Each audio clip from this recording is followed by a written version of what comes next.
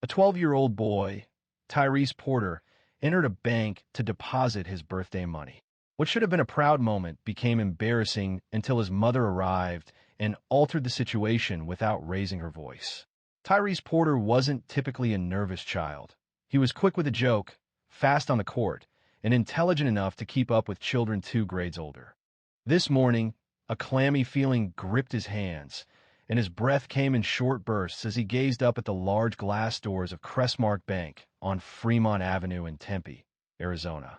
He had just celebrated his 12th birthday, and this marked his first independent deposit. The envelope within his hoodie pocket contained precisely $220. It was birthday money, a mix of fives, tens, and a couple of 20s. Nothing extravagant. For him, this was the culmination of months of effort, supported by Aunt Claudine, Uncle Leo, and his older cousin Ronald, who worked evening shifts at the auto shop. His mother, Dr. Alicia Monroe, had brought him to this location but remained in the car, offering him a final piece of encouragement through the open window. "You got this, baby. Walk in there confidently, as if you belong. Because you do." He nodded, attempting to conceal the tremor in his legs. The sun shone brightly from mid-morning. The sneakers, still dusty from a pickup game the previous night, made a slight squeak on the floor as he entered. The bank was peaceful, not deserted, but peaceful in a relaxed Saturday atmosphere. A man wearing a button-down shirt was at the kiosk, looking at his phone. An older couple occupied the waiting chairs, quietly discussing some paperwork. Only one woman was in line at the counter, signing a document, with her toddler chewing on a deposit slip nearby. Tyrese positioned himself behind her and attempted to regulate his breathing. He glanced down at the envelope, verifying his handwriting on the exterior. "T. Porter, Savings." He had rehearsed his signature 3 times the previous night, not because he was required to, but because it seemed like the appropriate action. He observed the digital cue board advance to the subsequent number. The woman and her toddler departed. The bank teller did not even lift her head as she announced, "Next." Tyrese moved forward. "Hello," he said, polite and firm, just as his mother had instructed. "I'm here to deposit into my savings." The teller's eyes lifted slowly. Her name tag indicated she was Margaret Delaney.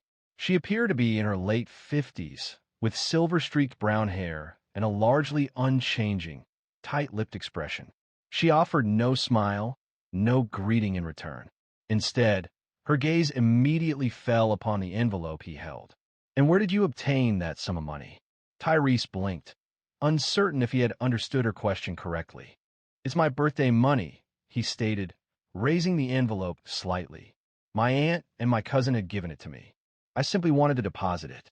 "Uh-huh," she responded, interrupting him. She bent forward across the counter, examining the bills as if they were questionable. "Do you possess a state-issued ID?" Tyrese paused. "No, Mom, just my school ID and my account number. My mom opened it with me last summer." Margaret released a slow breath through her nose. With the tone adults use when they've had enough of dealing with someone, she shifted her gaze toward a nearby colleague, then returned her attention to Tyrese. "I'm going to need to verify all of this," she stated. "You could be anyone, and this could be anything." Tyrese's chest tightened. He looked down at the envelope again, as if it might have somehow changed since he walked in. But it was still just an envelope, still his name, still the money he'd been given, fair and square. "I can give you the account number," he said. His voice remained calm, but it softened. Margaret did not respond. Instead, she turned to pick up the phone near her station. "I'm calling the manager to assist. Please wait." The man at the kiosk had now turned to observe. The older couple whispered something, their eyes moving toward the boy at the counter. Tyrese felt his face flush, and he tried to avoid looking up. He reached into his backpack for the small blue bank booklet his mom had given him. It didn't seem promising, but Margaret no longer focused on him. She was engaged in a phone conversation, occasionally looking his way with a tense expression. Tyrese felt a knot in his throat. This wasn't the plan. However, the moment she ended the call, things began to deteriorate quicker than he could manage. Margaret placed the phone down with a gentle click and directed a sharp look at Tyrese, as if assessing him for a situation he hadn't agreed to. "Someone will be with you in a minute," she stated briefly. She then focused on her computer screen, her fingers tapping as if he'd disappeared from her view entirely. Tyrese stood there, uncertain whether to speak or simply wait. He looked down at the envelope again. It wasn't trembling, but his hands felt rigid now, as if they didn't quite belong to him. The lobby felt colder, not in temperature, but in feeling. It was as if the atmosphere changed when she asked that first question. The man from the kiosk was still observing. One of the tellers was situated a few windows down. There was no verbal communication, but their eyes consistently averted, quickly glancing away each time Tyrese made eye contact. A tall man wearing a dark gray tie emerged from a hallway located behind the counter. His name tag identified him as Kenneth Flores, branch manager. He moved towards Tyrese deliberately, maintaining a polite demeanor but with a reserved customer service expression that concealed his thoughts. "Hi there," Kenneth stated. "Are you attempting to make a deposit?" Tyrese affirmed with a nod. "Yes, sir, into my savings account." He says it's birthday money. Margaret spoke from her desk without looking up. Kenneth briefly glanced at her, then returned his attention to Tyrese. "Do you have an account number on you?" Tyrese provided the small blue booklet and the slip with his account info. Kenneth took them and began typing into a tablet. "I don't have a state ID," Tyrese added, his voice quieter now. "Just school, I'm 12. Kenneth paused for half a second. 12? And you came in by yourself?" Kenneth nodded once. "Yes, sir," his mom said. "Okay, can I take a look at the money?" Tyrese offered the envelope. Kenneth opened it with care, as if handling explosives, and began counting the bills directly at the counter. Meanwhile, Margaret commented, "I just thought we should be cautious. You never know these days." Her words felt like a sharp rebuke. Tyrese stopped moving. He wasn't sure if a response was expected. He felt uneasy, but remained still. The issue wasn't precisely her words, but the manner in which she delivered them. It felt as though he was being assessed as a risk, a potential danger, an issue requiring control. Kenneth remained silent, completing his count before turning to Tyrese. 220, correct?" Tyrese confirmed with a nod. "Okay, I need a moment. I'll verify the account." As Kenneth moved away, Tyrese stood still, the envelope no longer in his grasp. A constriction formed in his throat. He resisted the urge to cry, unwilling to do so in the presence of unfamiliar people.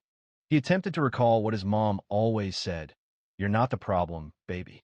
You're the reason someone else gets to grow today." However, at that moment, it didn't feel like anyone was learning anything. A woman a few spots behind in line appeared as though she might speak. She opened her mouth, then simply looked at her phone instead.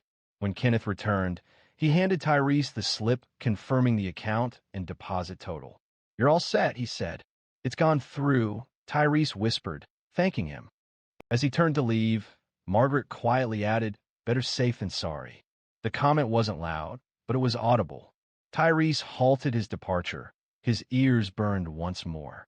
He desired to leave, yet also felt compelled to say something, anything at all. Instead, he simply reversed direction toward the exit, suppressing the words he couldn't voice. However, beyond those doors, a pair of eyes had been observing, and they weren't about to remain silent any longer.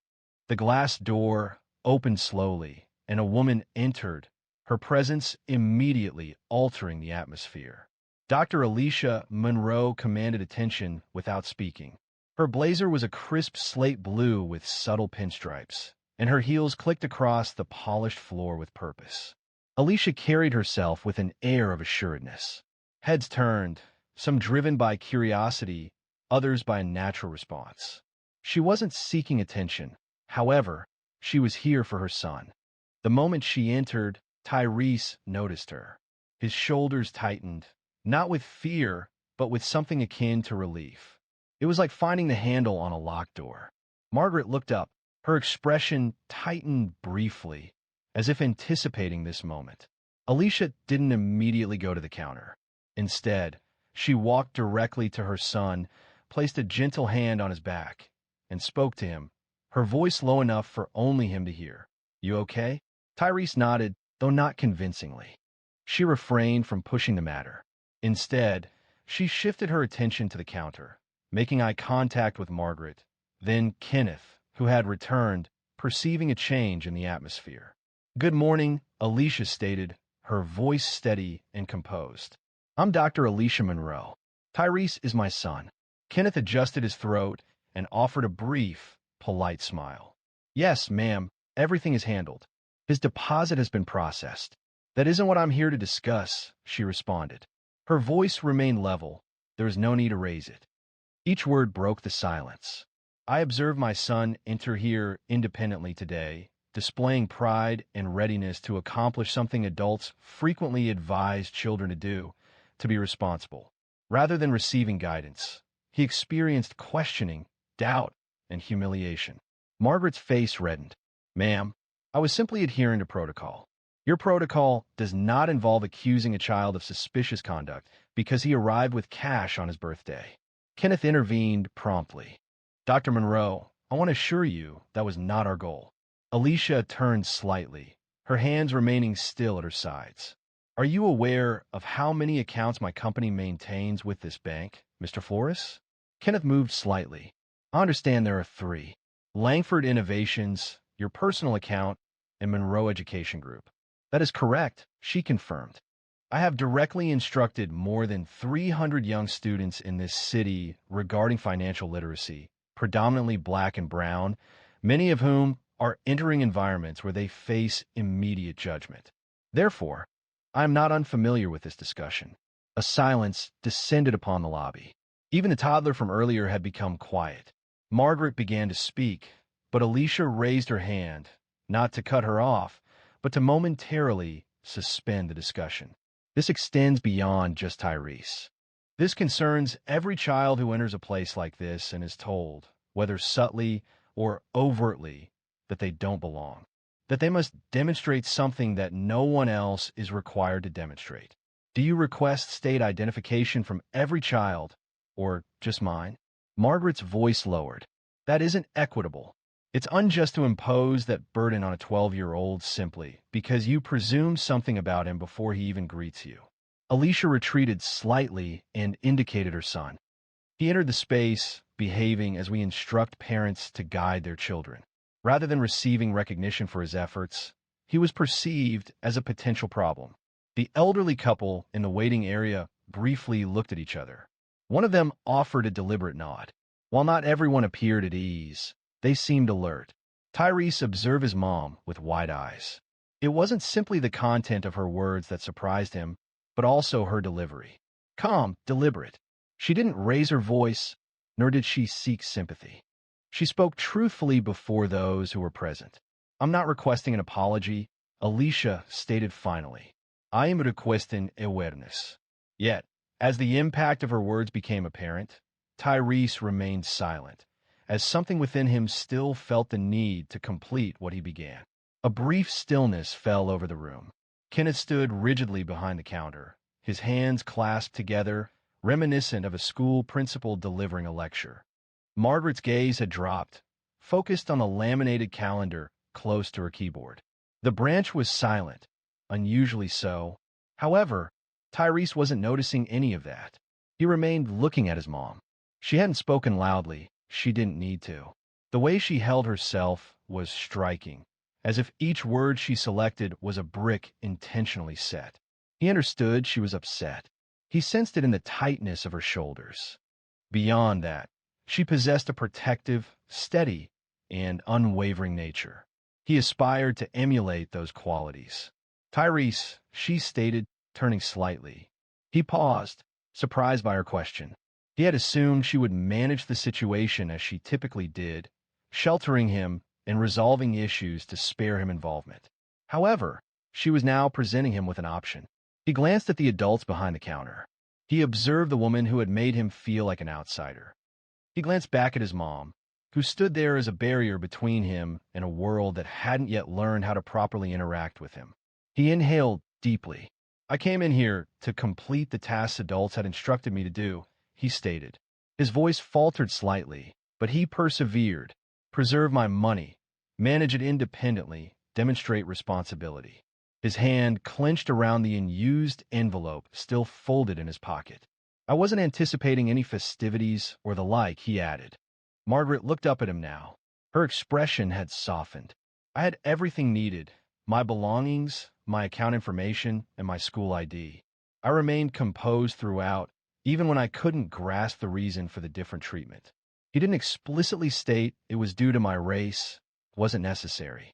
The atmosphere made the assumption clear. I simply wanted to deposit my money in the bank, Tyrese concluded. That was my only wish. He turned to Kenneth. My hope is that no one else experiences something similar. Kenneth nodded slowly. You're right, and I'm sorry you were made to feel that way. Alicia listened, raising her chin slightly. We should have done better, he added. Margaret, who had been quiet, finally spoke. I misread the situation. I did, and I'm sorry, Tyrese. Her tone softened now, not entirely without defensiveness, but closer to sincerity. The reason for her words, guilt or understanding, remained unclear, but at least she acknowledged it. Alicia didn't respond immediately. She turned to Tyrese once more. Ready? She inquired. He offered a small nod. Not yet. Kenneth appeared puzzled. Is there anything else we can do? Tyrese turned back towards the counter. Can I make the deposit again? A moment of quiet followed. Alicia smiled faintly. Kenneth quietly chuckled. It's already been processed, but we can review it again. Symbolically, Tyrese moved forward and retrieved the blue bank booklet. Kenneth accepted the booklet and retrieved a new deposit slip. Please complete this one, he said. Tyrese took the pen and wrote deliberately, ensuring a steady hand. He presented the slip, and Kenneth stamped it, acknowledging the action even though it held no practical effect. The focus transcended the numerical entries within the system. It represented a symbolic act of recovering what had been unjustly lost. Margaret observed quietly as Tyrese retrieved the slip, folded it into his booklet, and faced his mom again. All done, he announced. Let's go, Alicia responded. Yet, her gaze paused briefly. On Margaret, then Kenneth, then the young man her son was rapidly developing. But outside, as they entered the bright Arizona sunlight, an unspoken tension remained between them, something that required discussion before they departed. The parking lot was half full, a typical midday pause where heat waves rose from windshields and voices floated from open car windows. Inside the Monroe sedan, everything was still. Alicia closed the driver's side door carefully. Tyrese fastened his seatbelt, then looked out the window for a few silent moments. The building appeared different now, smaller, less imposing. But the feeling of tension in his chest hadn't completely disappeared. Want to talk about it? She asked gently. He didn't respond immediately. Why did she look at me that way? Alicia didn't hurry with her response. She reclined in her seat and inhaled, as if she's answered this question previously, but not in this manner. Because she formed an opinion about who you are before you spoke. That's unfair. No, she stated. It isn't. Tyrese glanced at the envelope once more. Still empty. Still neatly folded. I haven't done anything wrong. You haven't? She inquired. Sometimes the world reacts to perceptions rather than reality. Tyrese remained silent. Then, a question arose. Would she have requested all of that if I were a white kid? Alicia's jaw tightened subtly. It wasn't anger, but more like a pain she'd learned to carry so well that it didn't always surface. She responded no. Probably not. They contemplated that reality for a time. It was an uncomfortable feeling. It wasn't meant to be pleasant, but it was truthful. I felt lost for words at that moment. Tyrese spoke softly. I believe that expressing frustration would only exacerbate the situation. Alicia turned to him. You performed precisely as expected. You remained composed. You voiced your thoughts when prepared, and you presented the truth. Tyrese made eye contact with her.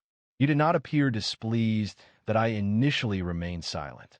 She shook her head. No, I felt admiration for you. I still feel admiration for you. He nodded slowly. The tightness in his shoulders began to lessen slightly. Alicia adjusted her seatbelt and focused on the road ahead. This is the reason I encourage you. Why do I expect so much? Not because perfection is required, but because sometimes that's what people expect just for you to be equal. I hate that. I know, she responded. Me too. A beat passed. I wanted her to feel embarrassed, Tyrese said. I wanted her to feel small. I get that, she said. But the goal isn't to shrink people down. It's to open their eyes. Let them carry what they've done, so they can choose to do better next time. But what if they don't? Then that's on them, not on you. Tyrese rested his head against the seat. She didn't offer an apology until you arrived. Alicia observed her son, speaking softly. Occasionally, individuals only behave properly when they understand that the person they are disregarding possesses influence. It isn't correct. However, it occurs. She ought to have treated me with respect from the beginning. Agreed. They remained silent for a brief period. A vehicle parked 2 spaces down, and a woman emerged with a boy, approximately 5 or 6 years old, clutching a plastic coin bank. Alicia offered a small smile. Notice that? Another parent guiding their child in learning about money. Tyrese gazed out the window. I hope he isn't subjected to the experiences I faced. I hope someone like you is present when he arrives. That comment brought a smile to Tyrese's face for the first time that day. He looked at his mom. Do you believe I made a positive impact today? Alicia hesitated. I believe you accomplished something few people would do. You entered there with pride. You exited with your dignity. And along the way, you compelled people to confront their own reflections. He gazed back at the building. Next time I visit, I desire to go alone again. Alicia smiled. That's wise.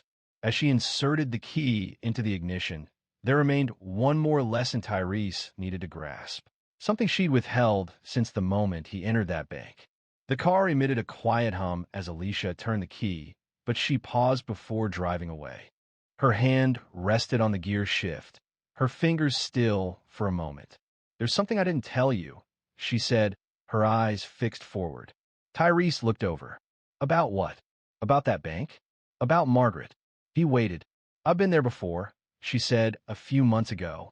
I was opening a secondary business account, and she was the one who helped me. Tyrese blinked. Seriously? She wasn't rude, but she wasn't warm either. She recalled thinking she was distant, like she had somewhere more important to be. I dismissed it as a difficult day. He frowned. So, were you already aware of her behavior? Alicia nodded.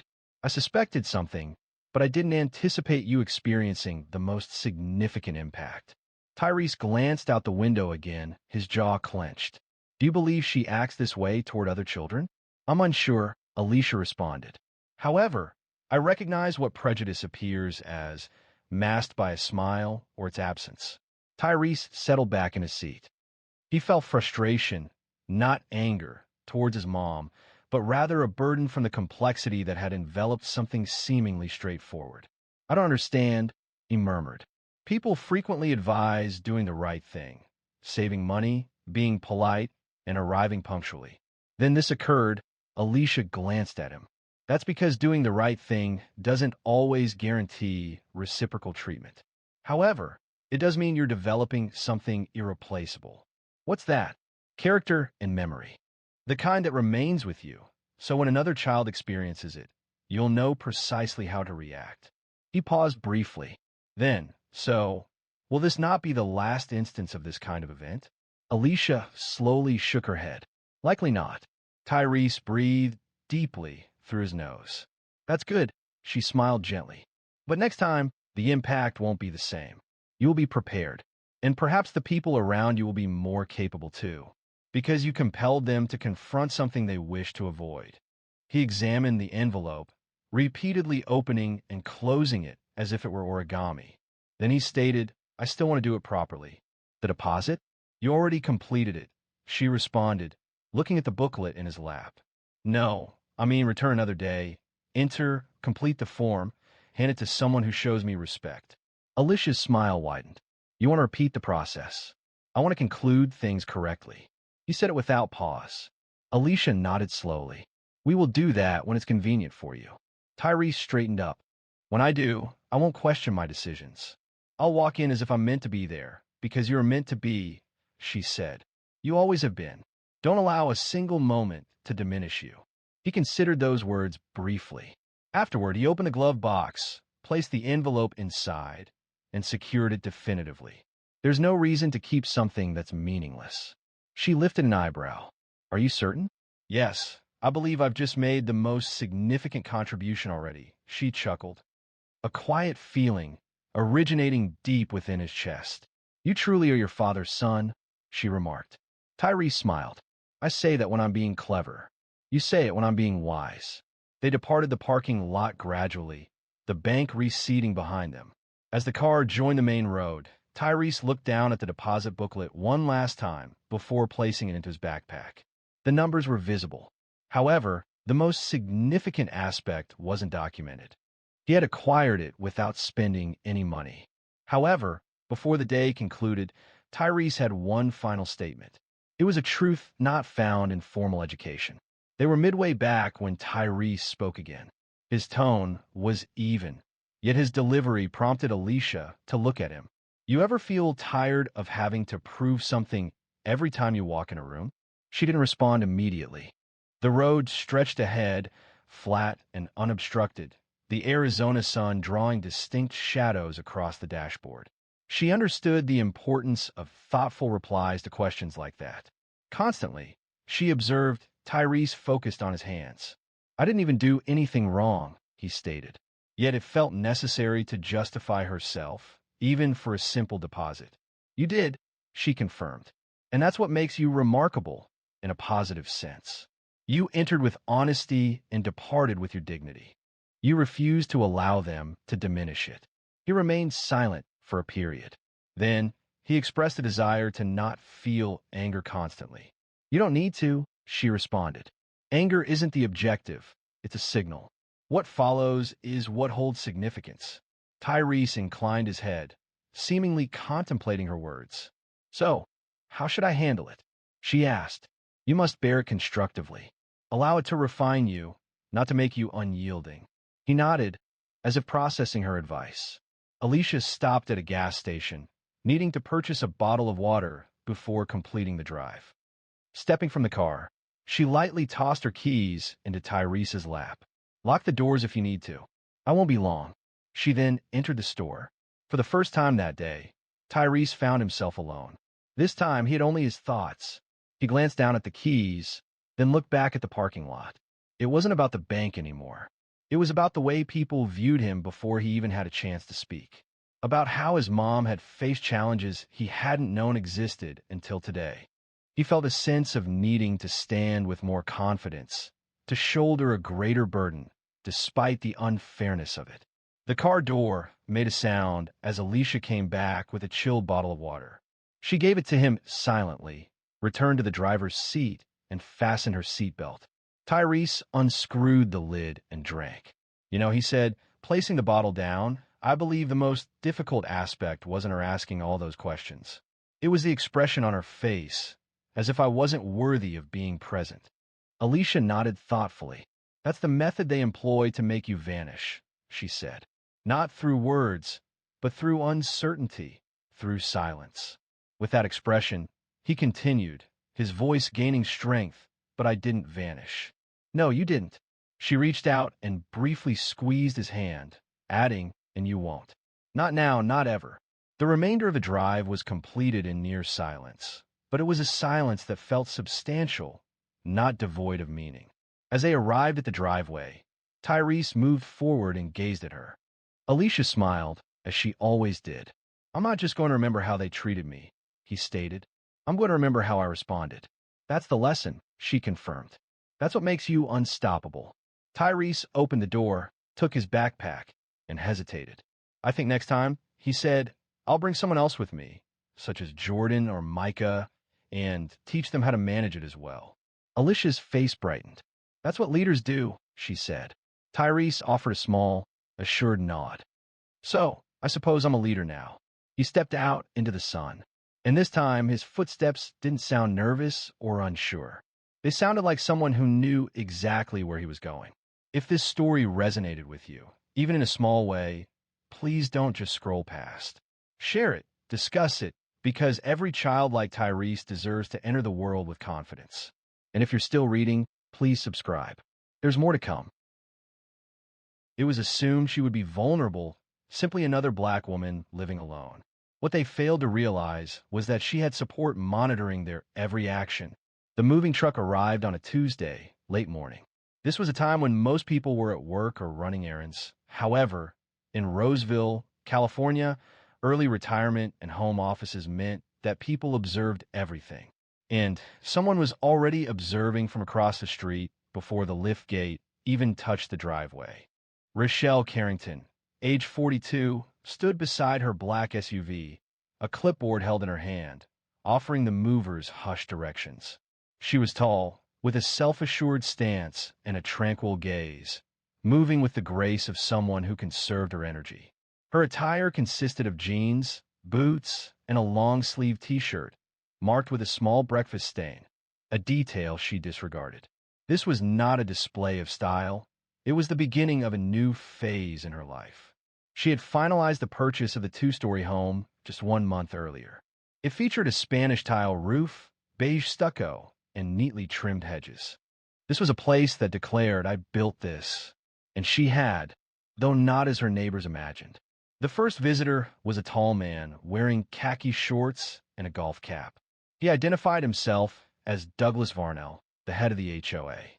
His handshake was brief and impersonal, and he avoided eye contact. "Are you moving in by yourself?" he inquired, observing the security camera boxes near the front door. "No, not everyone is here yet." "Well, if you need anything, we maintain order here," Douglas stated, briefly looking at the SUV before departing without acknowledging her. She observed him vanish behind his hedges. By sundown, Rochelle had unpacked sufficiently to consider the space habitable. Her home office was established, blinds were in place, and the kitchen was supplied. There were no signs, no music, and no boisterous visitors. Only her. Some plants adorned the porch, and a single folding chair was present. The following morning, a note was slid beneath her doormat. Reminder: all porch decor must adhere to HOA regulations. Flags, religious items, and political messages are prohibited.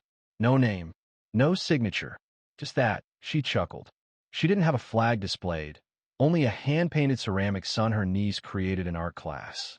It was hung askew beside the door.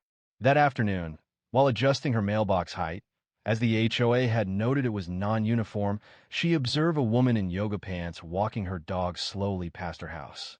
The dog paused, sniffing the grass, and the woman's gaze lingered a moment too long. "You new here?" the woman asked. "Looks like it," Rochelle responded, straightening. The woman offered a strained smile. "Well, the HOA is quite particular. It helps maintain the appearance of the neighborhood. I'm familiar with the guidelines," Rochelle stated. The woman chuckled, but the sound lacked warmth. "That's good. We value a specific aesthetic for our neighborhood." The implication was unmistakable. Unbeknownst to them, beyond any prediction they could make, she had done more than simply read their book. She had studied classified briefing reports capable of disconcerting a senator.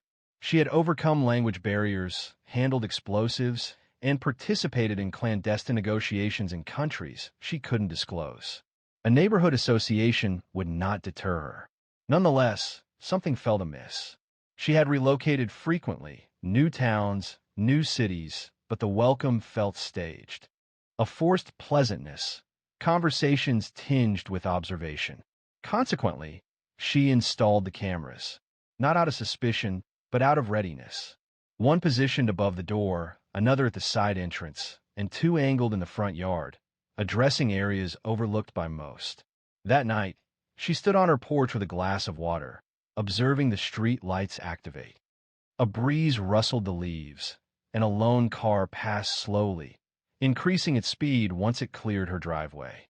She felt no immediate danger, but also lacked a sense of ease. She dispatched a brief message from a disposable phone to a contact listed as Deb's Plumbing. Message content: settle incomplete.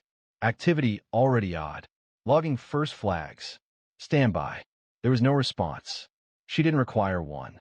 However, despite the stillness of that first week, Rachel sensed that the tranquility wouldn't persist for long. Within the second week, a subtle unease began to develop. The first sign was a formal notification affixed to her mailbox concerning parking regulations. The notice stated, "Driveway must be kept clear of oversized vehicles. Please use garage for storage." Her SUV was properly positioned, not obstructing pedestrian access, not encroaching on a neighbor's property, and it accommodated comfortably within the driveway. She removed the notice and placed it in the recycling bin. The following day, an unfamiliar man stood at the edge of her lawn, arms crossed, observing her as she watered the succulents in front of her bay window. "Hello," she called out. He remained silent, simply staring, before slowly walking away. That night, a second note appeared, printed entirely in capital letters. It read, "No unauthorized vehicles. Surveillance is active. HOA monitors street traffic." Surveillance. The irony caused her to laugh. She reviewed the surrounding area once more. Everything appeared normal, with the exception of a mounting feeling that someone, or multiple individuals, disapproved of her presence. Several days passed, and then the police arrived. It was shortly after 6 p.m. golden sunlight illuminating the porch. A patrol car stopped and parked directly in front of her home. Two officers, courteous but formal, approached. "Ma'am, we received a call regarding a disturbance," one of them stated. "Reports of loud arguing." She blinked. "I reside alone. Are there any visitors this evening?" "No. You are welcome to verify." They did not enter, but they recorded a few observations and then departed. 15 minutes elapsed before she observed Douglas Varnell once more. Identical khaki shorts, same gait. He did not approach the door this time, merely stood close to his mailbox, engaged in conversation with a woman in yoga pants. Both glanced towards her. Rachel opened her front door and stepped outside, signaling that she was aware of their presence. Douglas nodded once. "Just checking to ensure everything is all right over there," he called out. "I'm all right," she responded. "Good, The police visit when things don't conform to the regulations. Noise complaints, misuse of property. I pay the same fees as everyone else," she stated calmly. He raised his eyebrows, seeming to consider that a provocation, and then returned to his messaging. Later that week, the trash collection bypassed her house completely. While every other container on the street was serviced by Sunrise, hers remained uncollected. She contacted the sanitation department. There was no record of a missed pickup request, they stated. "This might seem unusual," she commented, "but is it possible someone reported my house as vacant?" The woman speaking on the phone hesitated briefly. "Indeed, yes. That's what appears in the notes." Rachel took a slow, deliberate breath. "I reside here. We will resolve this." She ended the call and returned to her porch, holding her phone, the camera light blinking gently above. That evening, her back fence gate was discovered slightly open. Not fully, but enough to indicate someone had attempted to open it. The lock still engaged when she tested it, but the chain showed a new abrasion, as if it had been pulled. This was sufficient for her. She accessed the encrypted tablet she kept in a locked drawer in her home office and started a low-level alert. Possible harassment escalation. Passive monitoring began. Authorization to activate detail. Moments later, a reply. Authorization approved. Detail shifting from secondary to active. Karina Bell had lived 2 doors down for years. She was a retired postal worker who enjoyed begonias and frequently discussed her knees, seemingly avoiding conversations about politics. However, the residents of Briar Hollow Court were unaware that Karina had previously worked in logistics within international security, a confidential role originating from Langley many years prior. She was indebted to Rachel, a significant debt. That favor had now been requested. The following morning, Karina arrived at Rachel's door, presenting a basket of muffins and a quiet smile. "She mentioned she thought you might appreciate some company," Rachel said. Rachel agreed and moved out of the way. "I'm assuming you're not simply visiting?" Karina asked, drawing closer. "I'm already diverting 2 drones away from your land. The Homeowners Association isn't your sole concern." Before Rachel could inquire about her meaning, a knock sounded at the door. And this time, it wasn't Karina with baked goods. It was 4:42 p.m. when they arrived, not in a squad car, not in a designated Homeowners Association vehicle. A silver sedan, notable for a cracked front headlight and excessively tinted windows, pulled up. 2 men exited the vehicle. They wore khaki pants and tucked-in polo shirts, each with laminated badges attached to their belts, badges that appeared cheaply made. One held a clipboard. The other feigned taking photographs of her yard with a phone. Rachel recognized this pattern. She had witnessed similar encounters previously, not in the suburbs, but in Havana, in Berlin, and in Port-au-Prince. The imposter, the bullying tactic, the unauthorized figure who falters when challenged. She unlocked her door before they even reached it. Karina remained inside, seated peacefully on the living room couch, enjoying tea as if it were a typical Wednesday. "You must be Miss Carrington, the one with the clipboard," she stated, her tone dripping with false sweetness and a sense of superiority. "We're with the Briar Hollow HOA Enforcement Committee. We have a few items to discuss with you." Rachel rested against the doorframe. "Your badges are not scanning. You are not listed in the directory, and the HOA does not conduct in-person visits without a 72-hour notice." The man blinked, surprised she didn't react. "Ma'am," he said, adjusting his tone, "your porch has items that are not permitted, and we're receiving multiple complaints regarding frequent visitors." "Is that against the rules?" she asked, remaining still. The second man advanced. "We require you to step outside. We want to review the violations with you." "No, thank you." The first man's smile disappeared. "We're simply attempting to assist you in preventing fines. This situation could worsen." "I find that unlikely." They shared a glance. Then the expression changed. Without speaking, they moved quickly. One attempted to grasp her arm. The other reached for the screen door. Karina reacted before they made contact. "Back away," she stated firmly, moving with a skill unexpected of a retiree. Her phone was already in her hand, her thumb activating a sequence other than calling 911. "Who the hell are you?" one of the men demanded. "Back up," Karina said. The man pulled the door open forcefully. Rachel remained still. She didn't cry out. She didn't retaliate. She turned a little and pressed her hand down firmly on his wrist, securing her grip with her thumb tucked in and her elbow bent. It was a precise maneuver learned from her training. The man swore, taking a step back. "Enough," Rachel said softly. They weren't prepared for that. The second man recovered quickly. He moved forward again, but the sound of tires on gravel caused all three to stop. Two dark SUVs entered the street. There were no sirens, no lights, and no identifying markings, only a calm, consistent approach.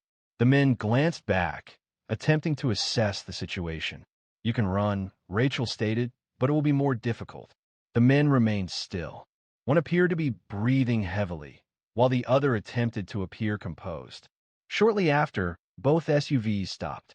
Four people emerged, two from each vehicle, dressed in ordinary clothing and wearing sunglasses with no visible weapons.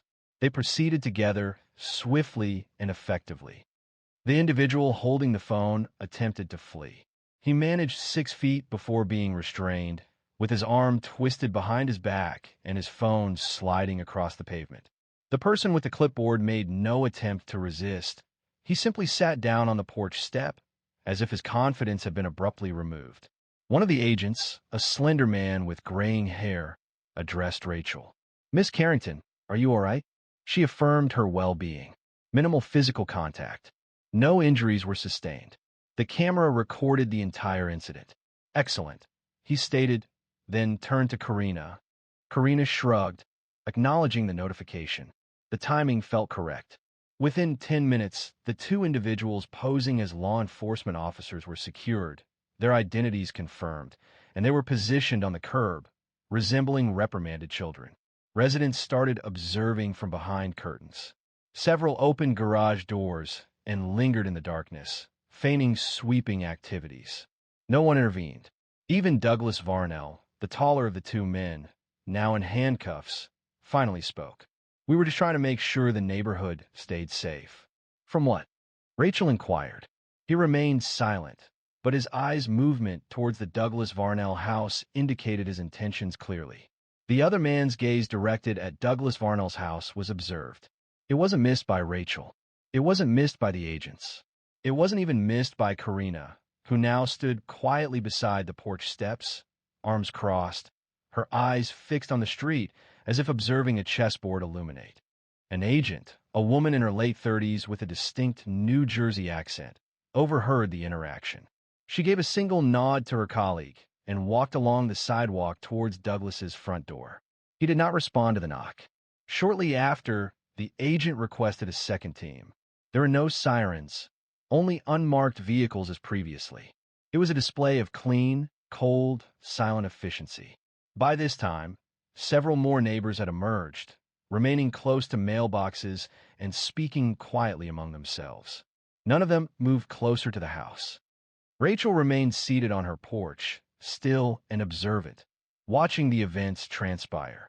Karina stood beside her, a hand gently touching the porch rail. "He never was that bright," Karina murmured. "You know him?" Rachel inquired. "Not personally, but I've been observing his cameras for weeks." Rachel lifted an eyebrow. "The ones he stated were for wildlife?" "Yes." It was peculiar how the wildlife seemed to resemble women walking their dogs or brown children on bicycles. The clipboard guy was escorted into one of the SUVs. The other individual, identified as Ronan Kessler, had a sealed juvenile record and resided just outside city limits. Both were hired laborers, not residents. However, their paychecks provided a lead.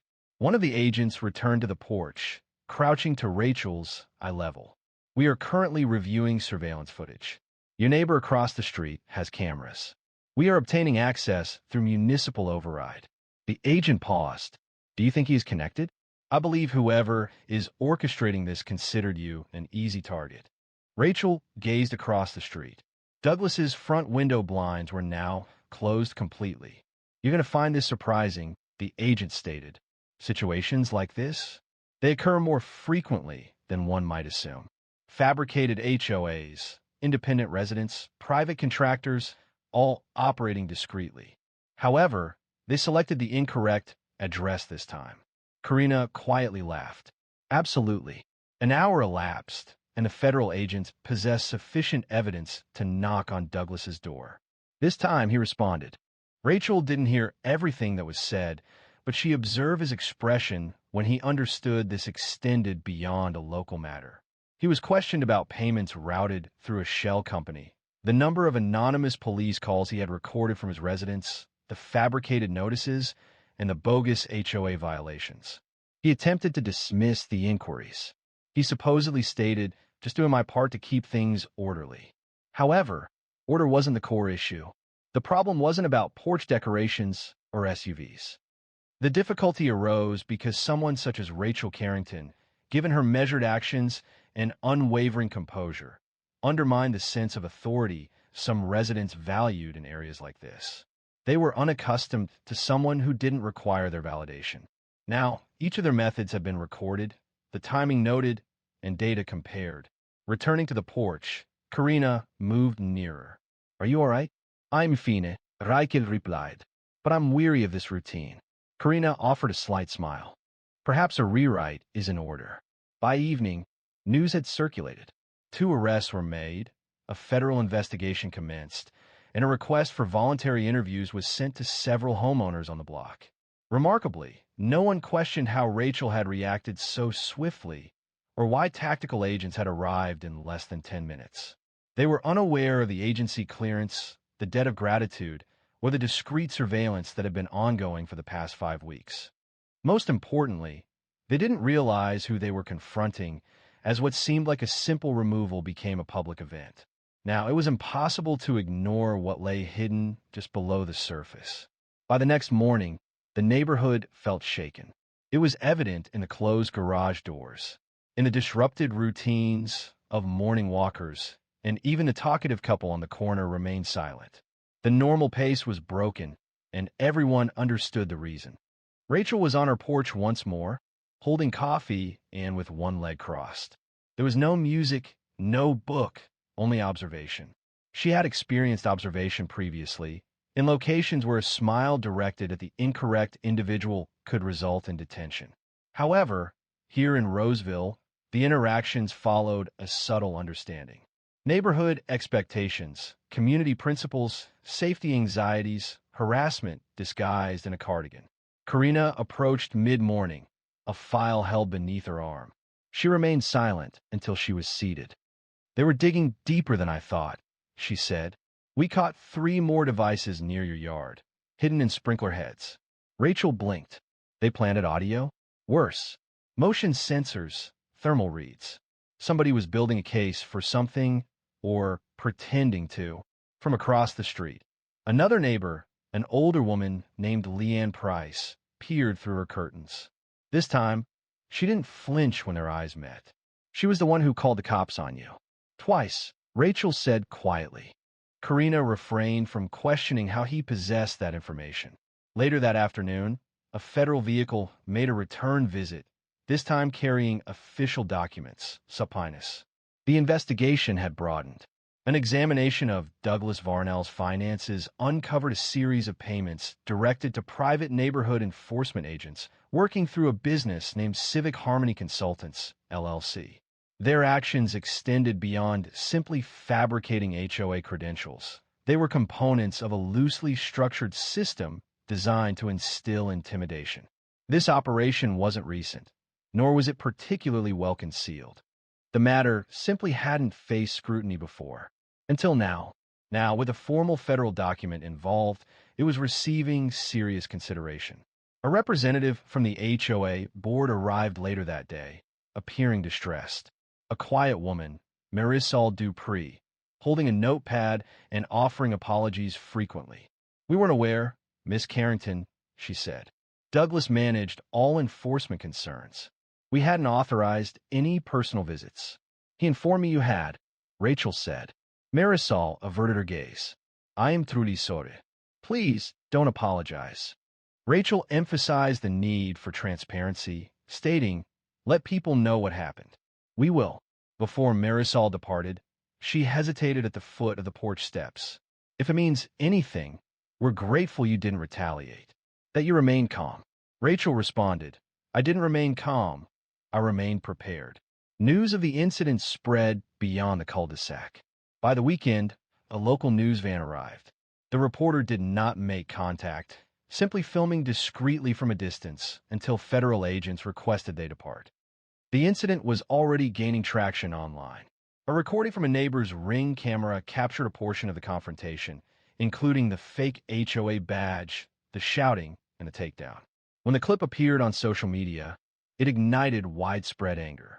This wasn't solely due to what occurred with Rachel, but also because the situation resonated with many.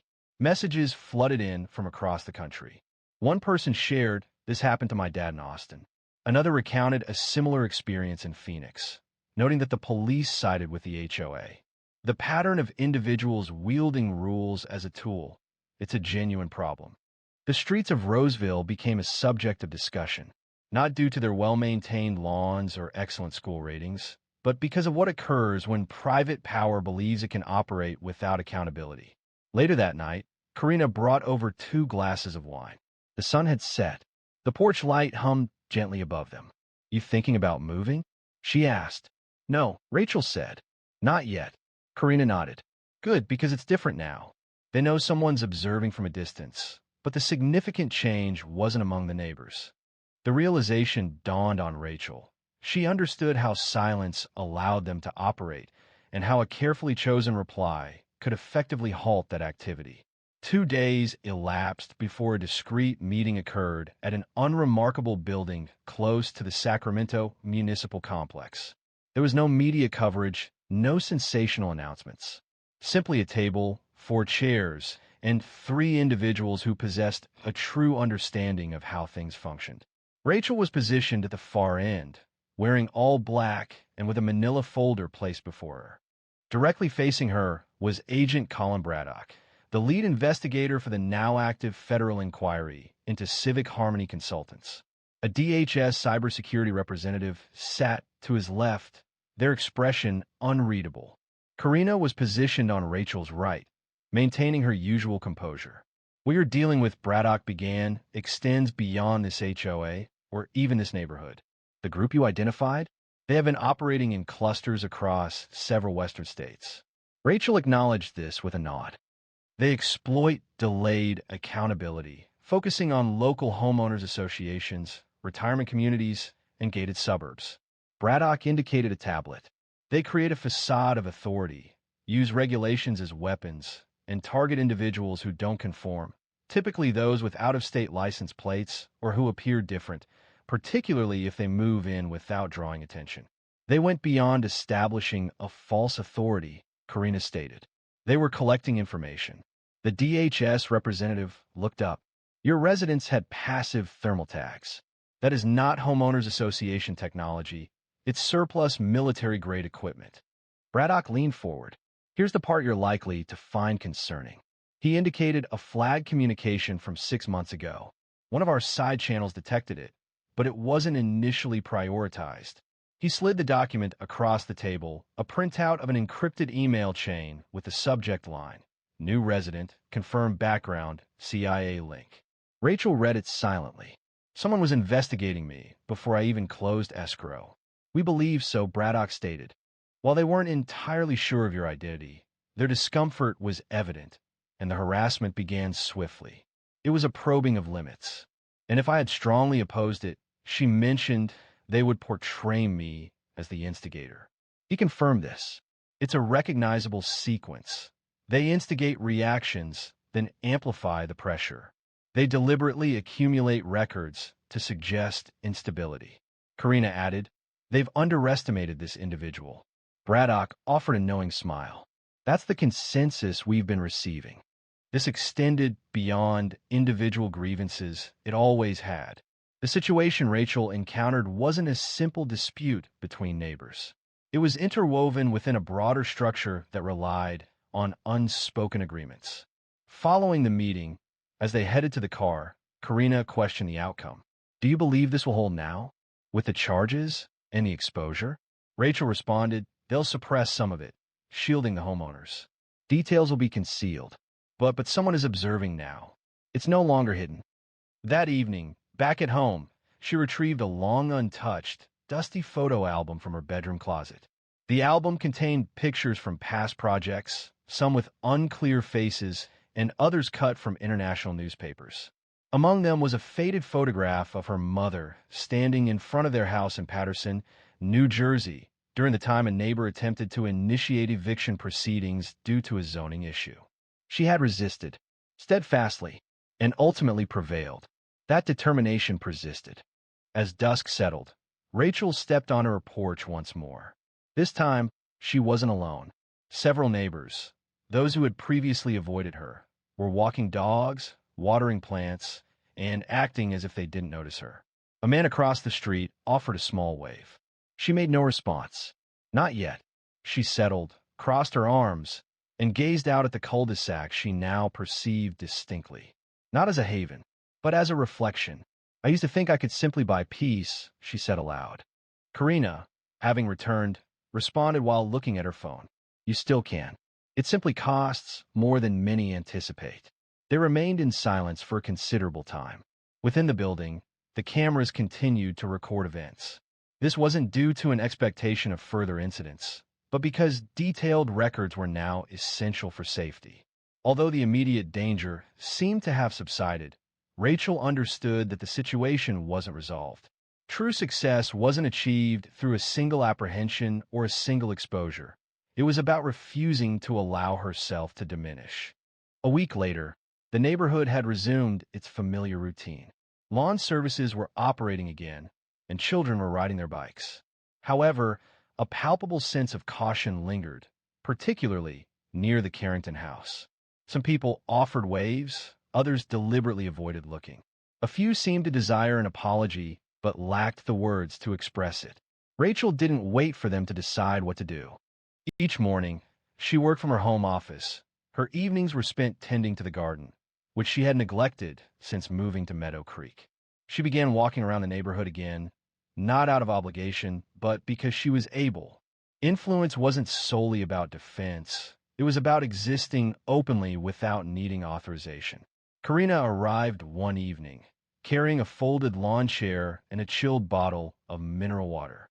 I thought I'd keep you company, she said. They sat quietly for a while, observing the sky transform into a gentle orange hue. I've been thinking, Karina stated. Why do you think they were so bold? I mean, they didn't know who you were. But still, they didn't need to know. Rachel responded. They just assumed I wouldn't fight back. Karina nodded. Because most people don't. Because most people can't. They paused, letting the observation linger. It was an accurate assessment. Not everyone has a federal contact on speed dial. Not everyone has decades of tactical training. Not everyone has a Corina 2 doors down. And that's the point. The situation in Roseville extended beyond mere bias or intimidation. It involved a framework that facilitated individuals acting as gatekeepers, cloaking themselves in manufactured authority, fabricated concern, and deceptive neighborly gestures. They had established a functioning system. This system persisted until someone disrupted the established pattern. Afterward that evening, Rachel composed a letter at her desk. The letter was not addressed to the HOA, nor to her neighbors, but to a young woman she had yet to meet, someone who would eventually confront a similar circumstance. She wrote, "Don't wait for permission to have space. Claim it, subtly if possible, forcefully if necessary. Expect resistance. But remember, they consistently underestimate what they don't comprehend. Retain records, maintain composure, and most importantly, remain present, even when they desire your absence." She folded the paper, placed it within a journal, and slid it onto a shelf beside her badge. Not an award, not a recollection, a prompt, because this extended beyond a porch or a fence or a neighborhood rulebook. The narrative explored the lengths individuals would take to safeguard their perceived reality, and how swiftly that perception crumbled when someone asserted themselves and resisted conformity. The following Sunday, a community announcement circulated detailing a town hall meeting intended to rebuild faith and openness regarding neighborhood regulations. Douglas Varnell's name was discreetly eliminated from all HOA documentation. There was no formal justification provided. Rachel wasn't invited. However, she attended regardless. She positioned herself in the back row, remained silent, and simply listened, not to the spoken words. Regarding the atmosphere, however, the hesitant coughs, the measured language, the alteration in stance upon noticing her presence. Later, as she departed, Leanne Price approached her. "I wasn't aware the situation escalated to that degree," she remarked, adjusting her handbag strap. "We simply sensed something was amiss." "What was amiss?" Rachel inquired. Leanne paused. "I suppose I hadn't anticipated you would be so ready. I didn't anticipate needing to be." They remained there briefly. Then Leanne gave a short nod and walked off. This wasn't reconciliation, but it signaled the beginning of a reckoning. That night, Rachel posted a single sentence on her infrequently used social media account. "Politeness won't save you, but preparedness might." It quickly became widespread within days. People were no longer simply observing the drama. They were recognizing the underlying pattern, and perhaps, just perhaps, understanding it was time to disrupt it. So if you've reached this point, keep this in mind. Resilience isn't always about direct action. It can be found in a chair on a porch. It can be seen in a camera angled perfectly. It can be heard in a voice that remains strong. If this story resonated with you, please subscribe. Someone else out there needs to experience it as well. The dog appeared to be solely for emotional support, but when the child performed a quiet signal, the dog revealed a truth that had remained unspoken. The courtroom in Toledo, Ohio, felt overwhelmingly large for her.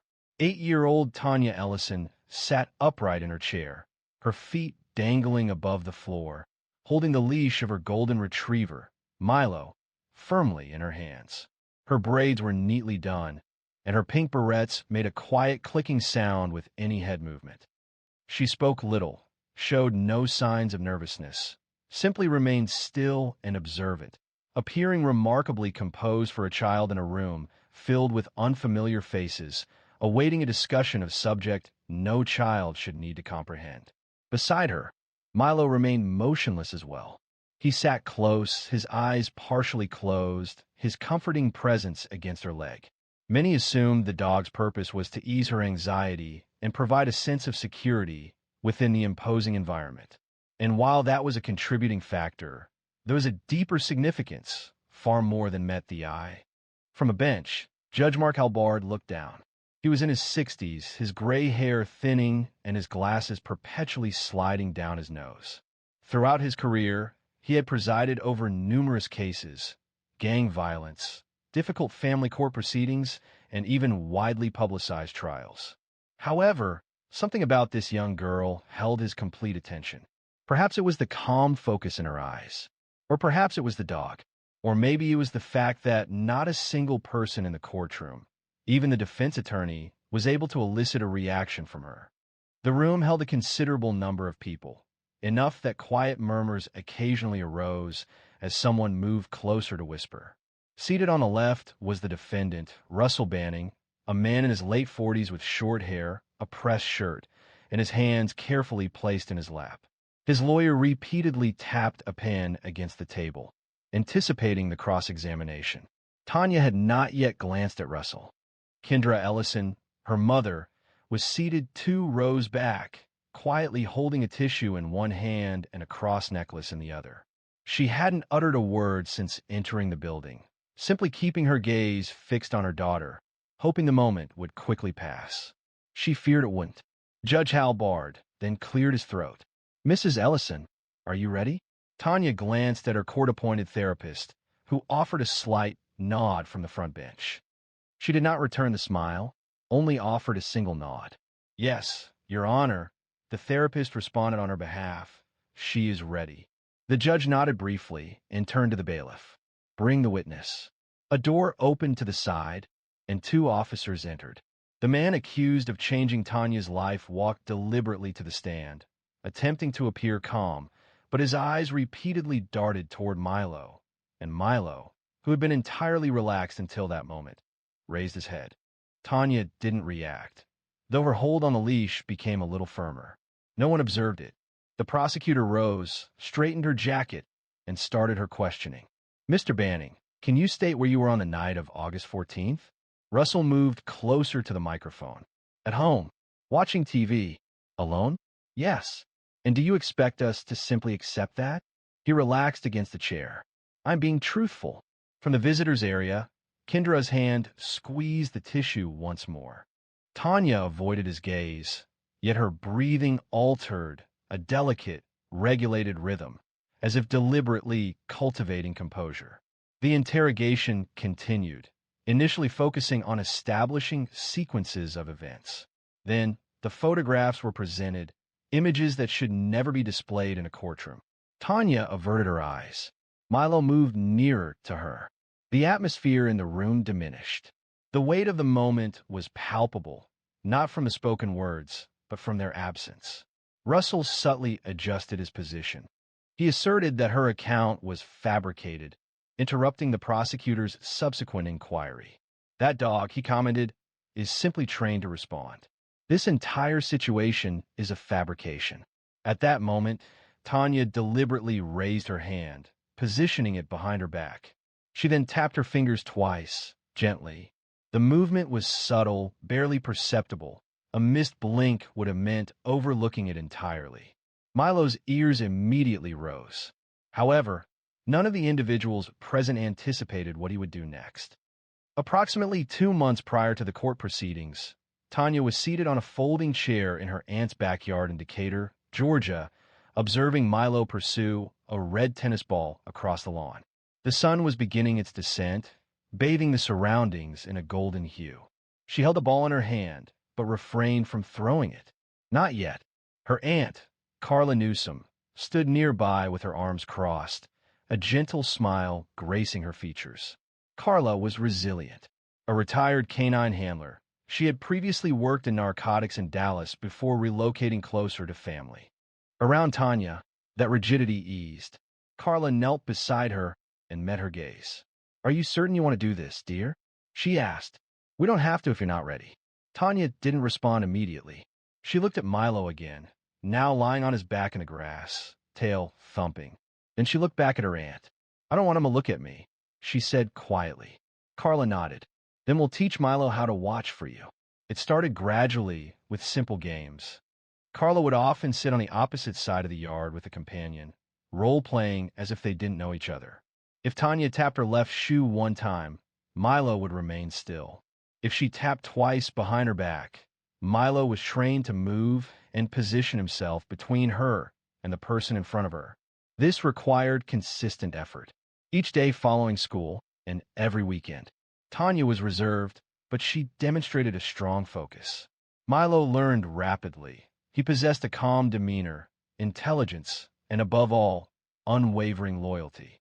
Whenever he noticed Tanya exhibiting tension, he would instinctively move nearer. A strong bond was forming between them, a quiet and specialized team with a shared, unspoken mission. Carla observed them from the porch, occasionally recording observations, and, at other times, allowing them undisturbed time. On one evening following their work, Carla offered Tanya a bottle of water and sat close to her. "You need to understand that in court they may question your account," she stated cautiously. "Adults often feel anxious. They resist being proven incorrect." Tanya averted her gaze. "What if I make a mistake?" Carla reassured her. "You won't. And should you become overwhelmed, that's why Milo is present." He intended for them to recall his perspective. A moment of stillness followed. Then, an unusual inquiry from Tanya arose. "Do you believe he recalls what he inflicted upon me?" Carla remained silent. She preferred not to deceive. Therefore, she responded, "Perhaps not as you do, but individuals like him retain enough to be apprehensive of the truth." That evening, Kendra arrived to collect Tanya. Her gaze was weary, posture slumped. Carla drew her away before she re-entered the vehicle. "She possesses greater resilience than appears," Carla murmured. "Ensure she isn't bearing this burden by herself. When a moment arrives, meet that man directly." Kendra acknowledged, though her lips shook.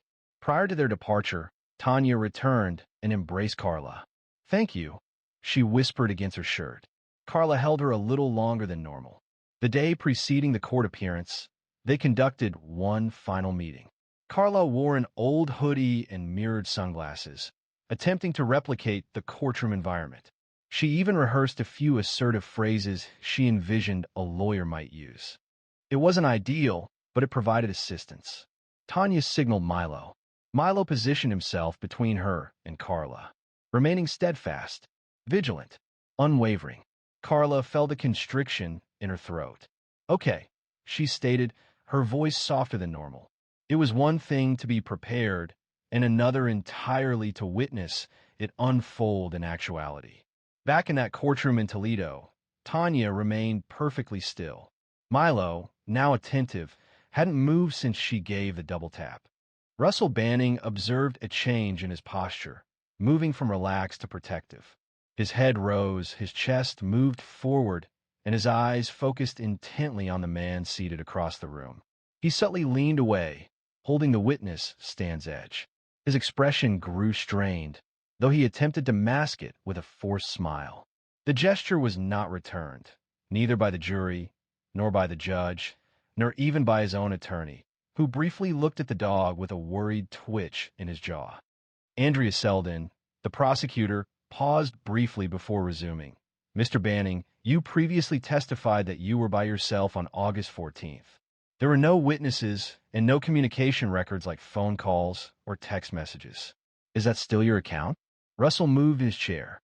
"That is what I stated, yes." Andrea approached him. "You also affirmed that you had never encountered the minor involved in this case, correct?" His gaze momentarily moved towards Tanya. "Correct. I'm not familiar with her." "Never spoken to her?" "No." "Never visited her school?" I said no. The atmosphere in the room became more subdued. The quiet rustling of papers had ceased. Every gaze was fixed on Tanya. She remained looking down, but Milo hadn't diverted his eyes from Russell. Not once. Judge Halberd leaned forward a little. Andrea turned to Tanya, her voice softening. "Tanya, do you feel safe right now?" Tanya didn't speak. Instead, she reached down and touched Milo's back. He didn't move, but the growl was so quiet it almost sounded like a tremor, just enough to be heard, enough to shatter the silence. Russell blinked. "I want to be clear," Andrea stated, maintaining a calm tone. The dog had been specifically trained for her protection, under the direction of a certified canine handler. He is not reacting to anxiety, but to behavior. Gerald Lasky, the defense attorney, abruptly stood. "Objection. This is speculative." Judge Halberd raised a hand. "Sit down, Mr. Lasky. You will have your opportunity." Gerald resumed his seat, appearing unassured.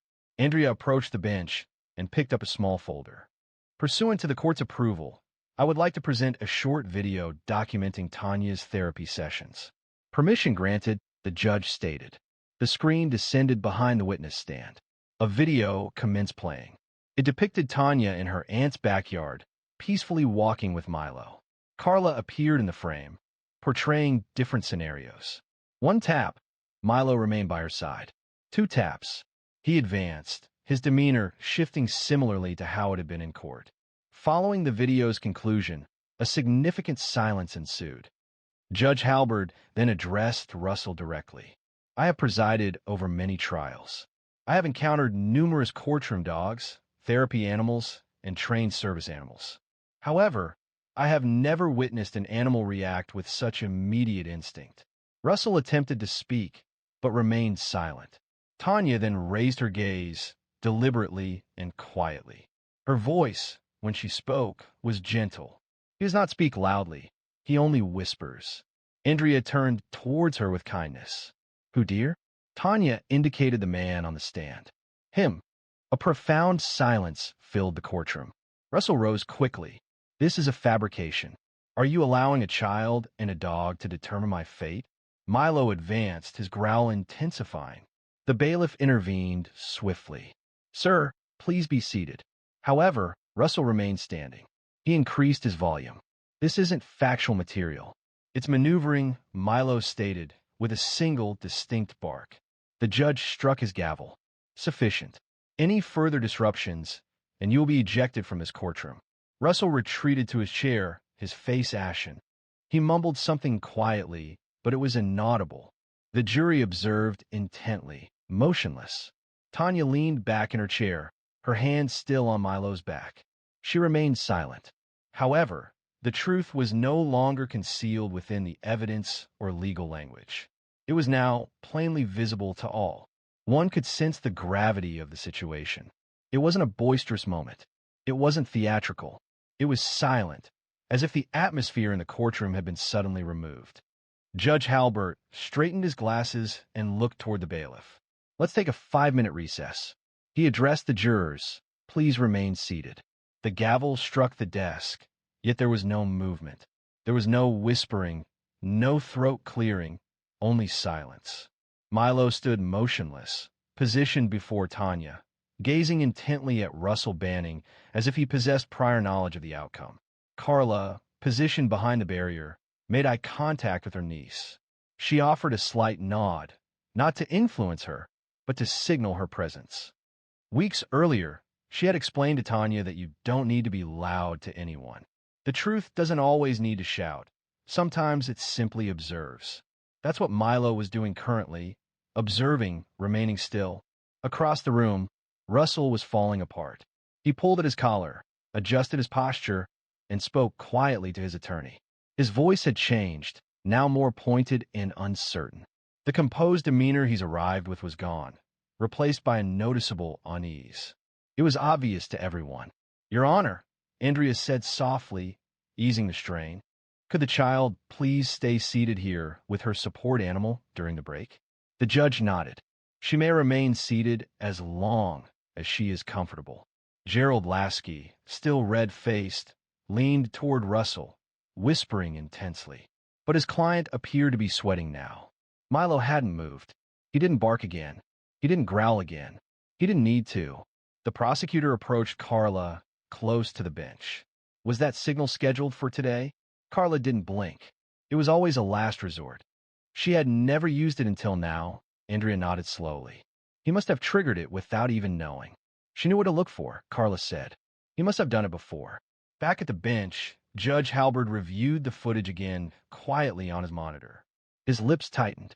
He'd been on the bench long enough to know that not all evidence fits neatly into paper or testimony. Sometimes it walks on four legs and growls when a child is too afraid to speak. Following the recess, the proceedings restarted as if no interruption had occurred. However, a change was palpable. Your Honor, Andrea stated, rising to her feet, with your permission, I would like to recall Detective Lorna Morales to the stand for a brief clarification. Proceed, the judge responded. Detective Morales approached, her boots making a quiet clicking sound on the tile. She had been involved in the investigation from the beginning, when the available evidence consisted of a nebulous assertion and a child hesitant to articulate their account. Earlier, her statement had been concise. Andrea presented her with a printed photograph. "Detective, is this familiar to you?" Morales examined the image. It depicted Russell Banning at an elementary school field day, Tanya's school. He was not an employee. He was not a parent. He was simply a guest volunteer coordinated through a now-defunct mentorship program. Was this man permitted access to the children without supervision during the event? Andrea inquired. No, Morales stated directly. He was not. And was he discovered in a classroom alone with a student? Yes, Tanya Ellison. There it was. That was the moment Milo shifted again. His ears twitched. His body leaned forward just slightly, defensively again. Every juror's eyes followed that subtle movement. Andrea turned to the jury. You observe the video. You observe the training. You observe the dog's instinct. Now you see why Russell stood up again. This is absurd. This is emotional manipulation. The bailiff took a step forward. Judge Halbert's voice rose. Mr. Banning, please be seated. You're not permitted to speak again unless directly addressed. However, Russell couldn't restrain himself. She is fabricating the story, fabricating it all with that dog. Milo advanced one step, displaying no bark, no growl, only his presence. It was then that a shift occurred. A single juror, an older woman wearing a blue sweater, removed her glasses and massaged her temples. Her gaze turned toward another juror, a younger man in his 30s. A shared understanding passed between them, as if a crucial element had finally aligned. However, what followed extended beyond simple validation. It concerned revealing the truth about this man and uncovering any concealed aspects of his character. The courtroom was now engrossed, anticipating each movement, observing every respiration, each involuntary gesture, and every look from Russell Banning. The jury members were no longer relaxed. They were intently focused. Judge Halbert massaged his eyes behind his spectacles. He remained largely silent, yet it was evident a change had occurred within him as well. He had witnessed numerous defendants falter under questioning, but Russell wasn't merely breaking. He was falling apart before their eyes. Andrea stepped back to the podium, her voice even and composed. Detective Morales, did you interview any other parents who observed Mr. Banning interacting with students that day? Morales responded, yes, 3 in total. Someone reported giving a child candy without authorization. Another stated they followed a student into the restroom. Was that student identified? Morales confirmed. Yes. You could hear someone in the gallery whisper, my God. Judge Halbert did not issue a reprimand. He remained silent. Gerald Lasky, attempting to reassert himself, rose. Your Honor, this is speculative. None of those allegations were substantiated, Andrea countered. The statements remained unchallenged, each one delivered before the victim had a chance to respond. Lasky's objection lingered, but it was not sustained. He then took his seat. Andrea turned back to the judge. I request permission to recall the school counselor, Ms. Jenna Holbrook, for follow-up, she stated. Granted, replied Halbert. Ms. Holbrook approached the stand with a quiet seriousness. She appeared to be in her mid-40s, with a thin but clear voice. She adjusted her blazer and spoke directly. Following the school event, I saw Tanya on several occasions. While she was quiet, she frequently drew. Her drawings consistently featured the same man, glasses, shirt, and always positioned behind her. Andrea presented the drawing to the judge and jury. Though a child's artwork, the likeness was undeniable. It depicted Russell with the same square glasses and jawline. Notably, next to a small representation of herself was a dog, Milo. She hadn't encountered Milo before this, correct? Andrea questioned, but not until weeks passed. A silence followed. Then Andrea faced Russell. Mr. Banning, can you clarify how a child you assert you've never encountered described you, including your glasses, weeks prior to any legal actions? Russell's lips parted. He closed them, then opened them again. I'm unsure, he mumbled. Perhaps she's disoriented or recalling something, Andrea suggested. The jury remained impassive. The entire courtroom did. Immediately afterward, the courtroom doors swung open. A woman entered discreetly and presented a note to the bailiff. He examined the note, then proceeded directly to the judge. Halberd received the paper, adjusted his glasses, and read it carefully. His eyebrows rose a little. "Ms. Selden," he stated, "it seems another person has come forward during the break. A former teacher's assistant from Hickory Trail Elementary. She asserts she possesses information directly relevant to this case. She's outside, prepare to testify." Andrea turned her head slowly toward Russell. Remarkably, Hickory Trail falls outside of this jurisdiction. Russell visibly struggled, his jaw tightening. Gerald Lasky moved closer, whispering to his client. Russell dismissed him. "Nobody here knows anything," he mumbled. "She's simply attempting to damage my reputation." Andrea stepped away. The doors opened once more. A woman, appearing to be in her early 30s, entered. Bridget Alston, her identification tag still attached to her coat. She assumed the witness stand, took the oath, and commenced her testimony. "I remember him," she stated, indicating Russell. "He volunteered at our school for 3 months in 2019. We received complaints, several, but they never resulted in action because people didn't want to trust the children." Judge Halberd moved closer. "Did you file a report?" "Yes, on 2 occasions, but I was instructed not to escalate the matter." Andrea paused, allowing the jury a moment to process this information. Then Milo made a sudden, brief single bark. Russell visibly reacted. Tanya remained still. Without raising her head, she extended her hand and gave Milo a deliberate, comforting scratch behind the ears. The courtroom now comprehended. Milo's actions weren't erratic. He wasn't displaying distress. He was reacting purposefully, naturally, and with intention. However, what remained unknown was that the ultimate determination wouldn't be derived from the documented evidence. It would stem from the jury's visceral understanding. The courtroom was no longer impartial. It had taken a position, subtly but undeniably. The atmosphere was palpable, evident in the juror's posture, the judge's gesture of pressing his fingertips together, and the measured silence of Andrea Selden, which spoke volumes.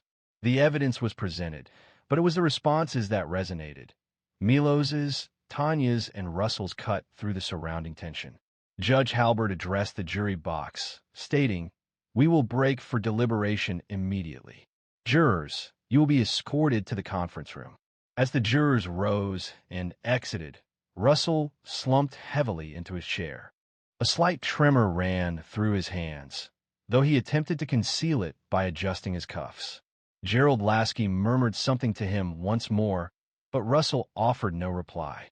His gaze was fixed on Tanya, and she, remaining silent and composed, averted her head. Milo settled back into a relaxed posture, his body curled beside her, his head resting on her shoe, as if the storm had subsided. As if his duties were complete, temporarily, the gallery stayed silent. The room remained still, save for Carla, who rose to stretch and walked over, placing a gentle hand on her sister's shoulder. Kendra hadn't seemed to breathe since the testimony began. Her fingers were red from repeated twisting. "You did well," Carla whispered. "You did better," she responded. The jury had been absent for almost 2 hours. Upon their return, the bailiff brought the room to order. Judge Halberd appeared more weary than previously, but his voice remained firm. "Have you reached a verdict?" The jury foreman, a middle-aged man with a weathered suit and a tight jaw, rose. "We do, Your Honor." The question came, "And how do you find the defendant, Russell Banning, on the count of criminal misconduct with a minor?" "Guilty," the foreman stated, the word falling with a weighty certainty. It resonated, clear enough for all present. "Regarding the count of trespassing on school property with intent to harm?" "Guilty." Russell Banning's shoulders slumped. He remained silent, offering no outburst. The outburst had ceased. Only a sense of quiet acceptance lingered. Andrea shut her binder. There were no celebratory gestures, no smiles, just a feeling of relief. Securing a case such as this doesn't feel like triumph. It feels like air flowing back into a space that was suffocated for too long. Judge Halberd addressed Tanya. Ms. Ellison, I observe that you spoke sparingly today, but you conveyed more than many adults ever manage. And I believe you. Tanya remained composed, but she nodded. And Milo, Halberd peered over his glasses. I've never expressed this in a courtroom, but if I possessed a medal to award, he would be wearing it. A few people chuckled softly for the first time in hours. Subsequently, in the hallway outside the courtroom, reporters assembled. Microphones, cameras, the typical commotion. Kendra moved protectively before her daughter. No questions today, she stated firmly. We're simply going home. Carla opened the passenger door. Milo entered first. Then Tanya climbed in beside him. The car ride home was quiet. Carla remained silent. Kendra didn't press. However, halfway along the highway, Tanya spoke up. Will he go away forever? Kendra glanced in the rearview mirror. I don't know, baby, but he won't hurt you again. That's for sure. Tanya stroked Milo's fur. He licked her hand. Upon arriving home, Carla hung up her coat and reached for the leash to walk Milo. Tanya followed her to the door. Can I come? You don't have to. I want to. Beneath a pale sky, they walked in silence. There were no cars, no barking, only the sound of gravel beneath their shoes. At one moment, Tanya paused and looked upwards. Do you think other kids are scared like I was? Carla nodded. Tanya fell silent for a moment. Then she inquired, Can we teach other dogs, too? Carla regarded her. This little girl who had once gone completely silent, now formulating plans. Yeah, she replied softly. I think we can. But this story wasn't simply about a dog or a courtroom. The focus was on the moment a child's experiences are finally validated, and when staying silent isn't the only path to safety. 2 weeks following the trial, subtle changes began to emerge. These weren't dramatic or obvious, but appeared in minor details that only a select few observed. Tanya was able to sleep soundly through the night without any awakenings. Kendra ceased the habit of leaving all the lights on in the house. And Milo, he stopped standing watch outside Tanya's bedroom door. He settled on her rug instead, peaceful, understanding his girl no longer needed to sleep with her shoes on. However, recovery isn't always linear. One afternoon, while Carla and Tanya were organizing dog toys in the living room, a letter arrived. Carla held the letter, glancing over to Tanya, who was now guiding Milo to stay with a simple hand signal. You did that, she remarked. Tanya looked up. No, we did. Carla smiled and settled down beside her. You know what most people forget? She continued. Adults don't always have the answers. She paused. But when kids speak, even if it's frightening, even if it's chaotic, it stirs something in everyone else. Tanya considered this briefly, then murmured, I didn't think anyone would believe me. Carla nodded. That's why your input was particularly valuable. Later that week, they went back to the backyard for the first time since Milo's training. Carla brought out an old duffel bag filled with harnesses and treats, and Tanya brought her sketch pad. She sat under the tree, sketching out commands, hand signals, and little notes only she could understand. Milo dozed nearby, one paw twitching in his sleep. Kendra came outside, holding 2 lemonades. I was thinking, she said, handing one to Carla, perhaps we could discuss partnering with a local shelter and see if they would allow us to train a couple of dogs there. It would be a small undertaking, just a trial run. Carla raised her eyebrows. Are you certain? Kendra replied with a half smile. Yes, but I'm tired of being afraid. A few months later, they were conducting weekend sessions at a small training field in the city park. They called it Signals, and word spread slowly. Parents brought kids, shelters brought dogs. Some of the children didn't talk much, some didn't talk at all. Without fail, they appeared every Saturday. Even Milo, despite his advancing age, consistently attended. He remained silent, offering no barks or growls, but observed attentively. Tanya would position herself at the forefront, notebook in hand, providing instructions in concise, easily understood steps. A microphone was unnecessary. People drew near to listen. Periodically, she would look towards Carla, seeking confirmation. Carla would respond with a thumbs up, or occasionally Simply offer silent encouragement if you got this. And Tanya succeeded. Individuals who had learned about the case would approach Tanya in public. Some offered thanks, while others remained silent, simply smiling and departing. Tanya didn't require recognition. She found satisfaction in the possibility that someone, somewhere, might now be more likely to believe child. One evening, while closing up the field, Carla asked her, "Do you ever wish that day in court had unfolded differently?" Tanya looked up from brushing Milo's fur. No, not even a little. She shook her head. If it hadn't occurred as it did, nobody would have witnessed who he truly was. Carla paused. The quiet confidence she held for her niece continued to surprise her. Prior to leaving, they paused before the small painted sign near the gate. It displayed Sig Nulls in red, with a paw print substituting the A.